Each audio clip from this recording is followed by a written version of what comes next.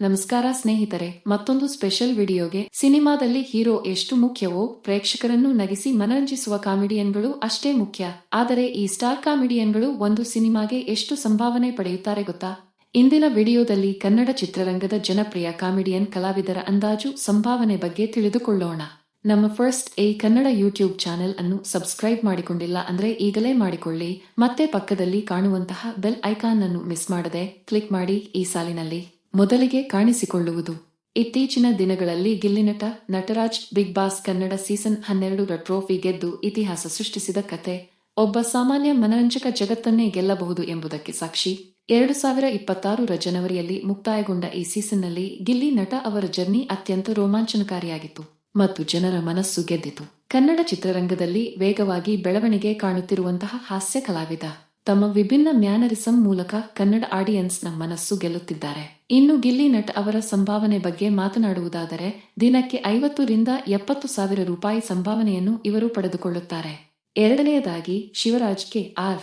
ಪೇಟೆ ಕಾಣಿಸಿಕೊಳ್ಳುತ್ತಾರೆ. ಕಾಮಿಡಿ ಕಿಲಾಡಿಗಳು ಕಾರ್ಯಕ್ರಮದ ಮೂಲಕ ಮೊದಲಿಗೆ ಜನರ ಗಮನವನ್ನು ಸೆಳೆದಂತಹ ಈ ಪ್ರತಿಭಾವಂತ ಕಲಾವಿದ ಈಗ ಕನ್ನಡ ಚಿತ್ರರಂಗದ ಮೋಸ್ಟ್ ವಾಂಟೆಡ್ ಕಾಮಿಡಿಯನ್ಗಳಲ್ಲಿ ಒಬ್ಬರಾಗಿ ಕಾಣಿಸಿಕೊಳ್ಳುತ್ತಾರೆ.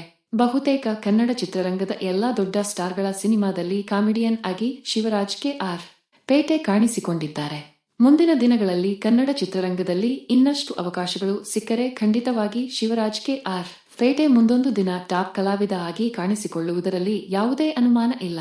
ಇನ್ನು ಶಿವರಾಜ್ ಕೆ.ಆರ್. ಪೇಟೆ ಅವರ ಸಂಭಾವನೆ ಬಗ್ಗೆ ಮಾತನಾಡುವುದಾದರೆ, ದಿನಕ್ಕೆ 60ರಿಂದ 80 ಸಾವಿರ ರೂಪಾಯಿ ಹಣವನ್ನು ಸಂಭಾವನೆ ರೂಪದಲ್ಲಿ ಇವರು ಪಡೆದುಕೊಳ್ಳುತ್ತಾರೆ.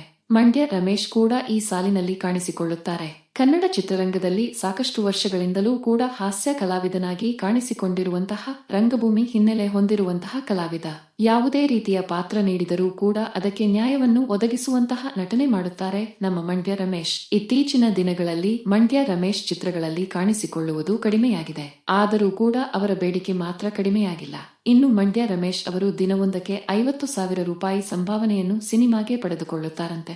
ಈ ಸಾಲಿನಲ್ಲಿ ಮುಂದೆ ಕಾಣಿಸಿಕೊಳ್ಳುವಂತಹ ಹೆಸರು ಅಂದ್ರೆ ಅದು ನಿಮ್ಮೆಲ್ಲರ ನೆಚ್ಚಿನ ರಂಗಾಯಣ ರಘು ಅವರು. ರಂಗಾಯಣ ರಘು ತಮ್ಮ ಜೀವನದಲ್ಲಿ ವಿಲನ್, ಕಾಮಿಡಿಯನ್, ಪೋಷಕ ಕಲಾವಿದ ಹೀಗೆ ಎಲ್ಲಾ ಪಾತ್ರಗಳನ್ನು ಕೂಡ ಅಚ್ಚುಕಟ್ಟಾಗಿ ನಿಭಾಯಿಸಿರುವಂತಹ ಸಾಮರ್ಥ್ಯ ಇರುವಂತಹ ಕಲಾವಿದ. ರಂಗಾಯಣ ರಘು ಅವರನ್ನು ಕನ್ನಡ ಚಿತ್ರರಂಗದ ಅಪರೂಪದ ಕಲಾವಿದ ಅಂದ್ರೆ ಕೂಡ ತಪ್ಪಾಗಲ್ಲ. ಪ್ರತಿಯೊಬ್ಬ ಬಿಗ್ ಸ್ಟಾರ್ಗಳ ಸಿನಿಮಾದಲ್ಲಿ ಕೂಡ ಅವರು ಯಾವುದಾದರೂ ಒಂದು ರೀತಿ ಪಾತ್ರದಲ್ಲಿ ಇರಲೇಬೇಕು ಅನ್ನೋದು ಸ್ಟಾರ್ಗಳ ಬೇಡಿಕೆ ಕೂಡ ಆಗಿರುತ್ತೆ. ರಂಗಾಯಣ ರಘು ಅವರ ಸಂಭಾವನೆ ವಿಚಾರಕ್ಕೆ ಬಂದರೆ, ದಿನಕ್ಕೆ 1 ಲಕ್ಷ ರೂಪಾಯಿ ಸಂಭಾವನೆಯನ್ನು ಇವರು ಪಡೆದುಕೊಳ್ಳುತ್ತಾರೆ. ಕುರಿ ಪ್ರೋಗ್ರಾಂ ಮೂಲಕ ಜನರಿಗೆ ಪರಿಚಯವಾಗುವಂತಹ ಕುರಿ ಪ್ರತಾಪ್ ರವರು ಕೂಡ ಕನ್ನಡ ಚಿತ್ರರಂಗದ ಅತ್ಯಂತ ಹೆಚ್ಚು ಸಂಭಾವನೆ ಪಡೆಯುವ ಕಾಮಿಡಿ ಕಲಾವಿದರಲ್ಲಿ ಒಬ್ಬರಾಗಿ ಕಾಣಿಸಿಕೊಳ್ಳುತ್ತಾರೆ. ಕುರಿ ಪ್ರತಾಪ್ ಅವರಿಗೆ ನಿಜಕ್ಕೂ ಕೂಡ ಜನಪ್ರಿಯತೆಯನ್ನು ಹೆಚ್ಚು ಮಾಡಿಕೊಟ್ಟಂತಹ ಕಾರ್ಯಕ್ರಮ ಅಂದ್ರೆ ಅದು ಸೃಜನ್ ಲೋಕೇಶ್ ನಡೆಸಿಕೊಡುವಂತಹ ಮಜಾ ಟಾಕೀಸ್ ಕಾರ್ಯಕ್ರಮ. ಇಲ್ಲಿನ ಜನಪ್ರಿಯತೆ ಅವರಿಗೆ ಸಾಕಷ್ಟು ಸಿನಿಮಾಗಳನ್ನು ಕೂಡ ತಂದುಕೊಡುತ್ತೆ. ಇತ್ತೀಚಿನ ದಿನಗಳಲ್ಲಿ ಕುರಿ ಪ್ರತಾಪ್ ಸಾಕಷ್ಟು ಸಿನಿಮಾಗಳಲ್ಲಿ ಸಾಲು ಸಾಲಾಗಿ ನಟಿಸುತ್ತಾ ಬರುತ್ತಿದ್ದಾರೆ.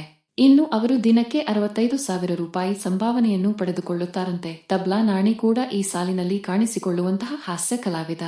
2006ರಲ್ಲಿ ಕನ್ನಡ ಚಿತ್ರರಂಗದಲ್ಲಿ ನಟನೆಯ ವೃತ್ತಿಯನ್ನು ಪ್ರಾರಂಭಿಸಿದವರು ಇವರು. ಇವರ ಕಾಮಿಡಿ ಟೈಮಿಂಗ್ ಕೂಡ ಕನ್ನಡದ ಪ್ರೇಕ್ಷಕರಿಗೆ ತುಂಬಾನೇ ಇಷ್ಟ. ಅದರಲ್ಲೂ ವಿಶೇಷವಾಗಿ ಮಠ ಸಿನಿಮಾದಲ್ಲಿ ಇವರ ಪಂಚ್ ಡೈಲಾಗ್ಗಳನ್ನು ಇವತ್ತಿಗೂ ಕೂಡ ಜನ ನೆನಪಿಟ್ಟುಕೊಂಡಿದ್ದಾರೆ.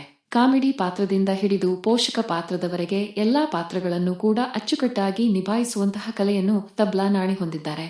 ಇನ್ನು ದಿನವೊಂದಕ್ಕೆ ತಬ್ಲಾ ನಾಣಿ ಅವರು 55ರಿಂದ 60 ಸಾವಿರ ರೂಪಾಯಿ ಸಂಭಾವನೆಯನ್ನು ಪಡೆದುಕೊಳ್ಳುತ್ತಾರೆ.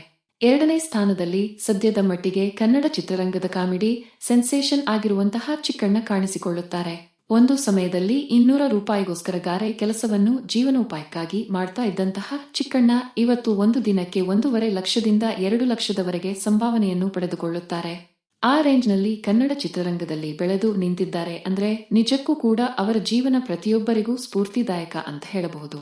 ಈಗ ಉಪಾಧ್ಯಕ್ಷ ಸಿನಿಮಾದ ಮೂಲಕ ನಾಯಕ ನಟ ಆಗೋದಕ್ಕೆ ಕೂಡ ಹೊರಟಿದ್ದಾರೆ. ಚಿಕ್ಕಣ್ಣ ಮಾತನಾಡುವ ರೀತಿನೇ ಪ್ರೇಕ್ಷಕರಿಗೆ ನಗು ಮೂಡಿಸೋ ಹಾಗೆ ಇರುತ್ತೆ. ಆ ಲೆವೆಲ್ನಲ್ಲಿ ಚಿಕ್ಕಣ್ಣ ಈಗ ಕನ್ನಡ ಇಂಡಸ್ಟ್ರಿಯಲ್ಲಿ ಅಭಿಮಾನಿ ಬಳಗವನ್ನು ತಮ್ಮ ವಿಶೇಷ ಕಾಮಿಡಿ ಮ್ಯಾನರಿಸಂನಿಂದ ಹೆಚ್ಚು ಮಾಡಿಕೊಳ್ಳುತ್ತಾನೆ ಹೋಗುತ್ತಿದ್ದಾರೆ. ನಮ್ಮ ಚಿಕ್ಕಣ್ಣ ನಂಬರ್ 1 ಸ್ಥಾನದಲ್ಲಿ ಯಾರ ಇರ್ತಾರೆ ಅನ್ನೋದನ್ನು ಬಾಯಿ ಬಿಟ್ಟು ಹೇಳಬೇಕಾಗಿರುವ ಅಗತ್ಯನೇ ಇಲ್ಲ. ಹೌದು, ನಾವು ಮಾತಾಡ್ತಾ ಇರೋದು ನಮ್ಮ ಸಾಧು ಕೋಕಿಲ ಅವರ ಬಗ್ಗೆ. ಕಳೆದ 3 ಜನರೇಷನ್ನಿಂದಲೂ ಕೂಡ ಕನ್ನಡ ಚಿತ್ರರಂಗದಲ್ಲಿ ಟಾಪ್ ಕಾಮಿಡಿ ಕಲಾವಿದನಾಗಿ ಕಾಣಿಸಿಕೊಳ್ಳುವಂತಹ ಸಾಧು ಕೋಕಿಲ್ ಅವರನ್ನು ಜನ ಪ್ರೀತಿಯಿಂದ ಸಾಧು ಮಹಾರಾಜ್ ಅಂತ ಕರೆಯುತ್ತಾರೆ. ಕೆಲವರಿಗೆ ಸಾಧು ಕೋಕಿಲ್ ಅವರು ಕೇವಲ ಹಾಸ್ಯ ಕಲಾವಿದನಾಗಿ ಮಾತ್ರ ಗೊತ್ತು.